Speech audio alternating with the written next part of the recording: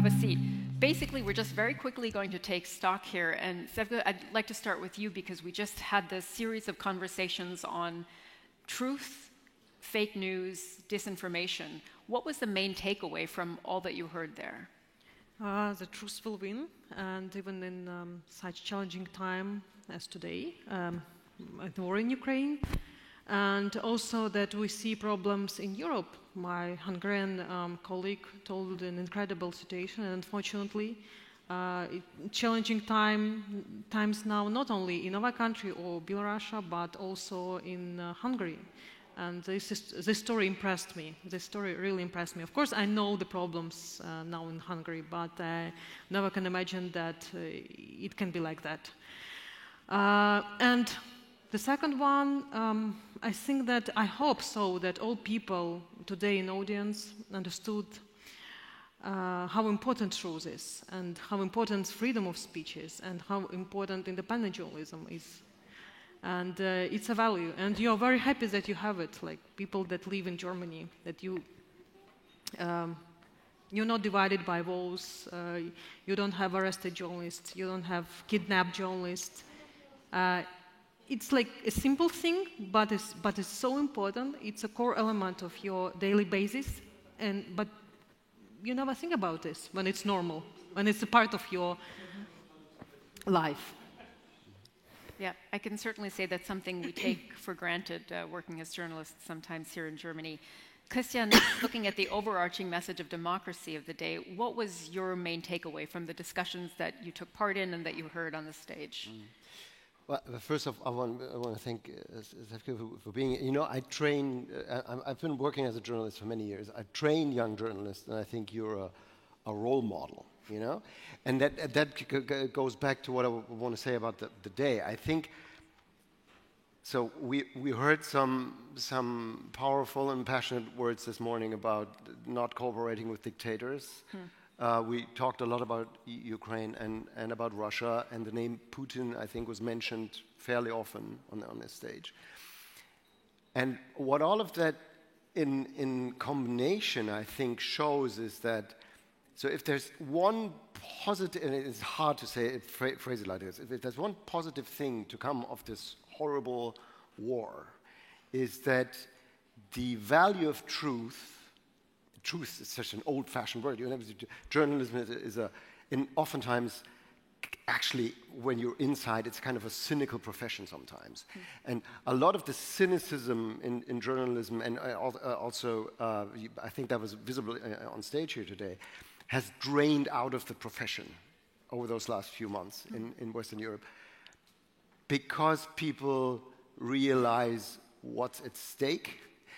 And I think, so I've been annoyed by the fact that Russian propaganda has been riding hotshot over Europe for at least 8 years.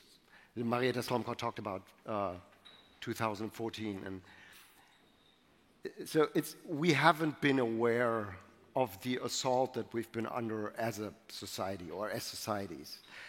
And I think the wake-up, and that's one of my takeaways from today, the wake-up call has been heard, that it's not useful to appease dictators, and it's not useful to cynically say, yeah, well, okay, a little bit of lying here and there is all part of the game.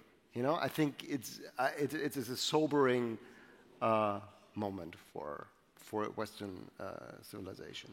That's certainly a good way to put it. One last question that I'll ask both of you, because this is a conference that's focusing on urban centers, on cities. If you could take that message and distill it into a policy note for mayors, what they need to do, what would you say, Sevgi? What is the message for mayors of cities who might be listening?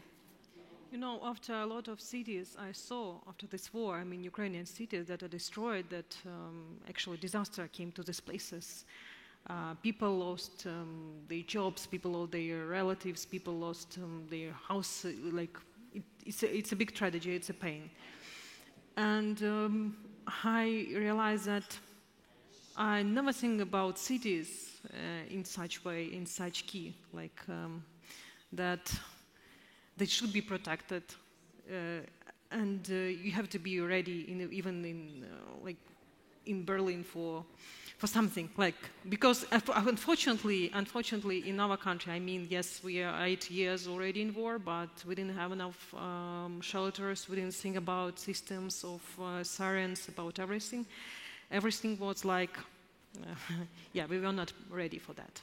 Of course, yeah, I'm I'm not like kind of a panic person, but and actually 1 month before the war, when I started to relocate my people from my office because of people saw that I'm this girl from a Hollywood film that came that released in the end of the year. It's about that it will be a disaster in the world, and one scientist, I forgot the name of the film, sorry. Don't Look but, Up. Yeah, Don't Look, yes, so, thank you. It was Don't Look Up, and actually I was like this girl in January and February.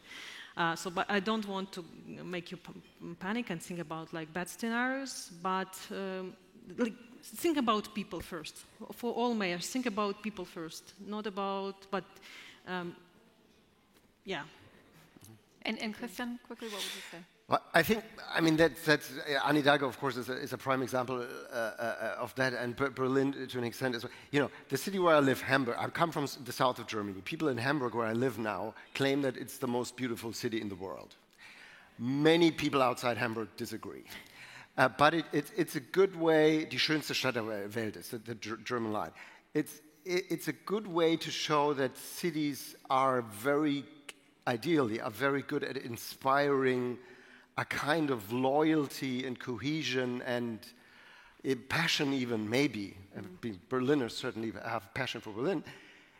That can be made useful for the transformation that we desperately need. And I think it's much more likely, and I'm not the only person saying this, it's much more likely that the rapid things happen faster in cities. Everything happens faster in cities. Cities get bigger and bigger. People in cities think faster, move faster, have a different attitude to life.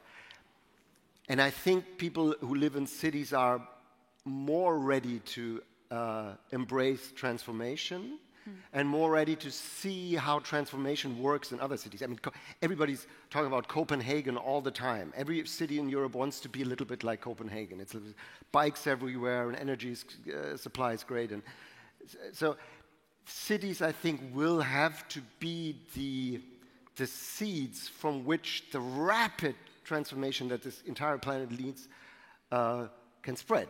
And I think mayors who make that their priority are doing the right thing. A laboratory, as we heard earlier today. Thank you both very, very much. Thank you, Sevgil and Christian, for wrapping up the day with us.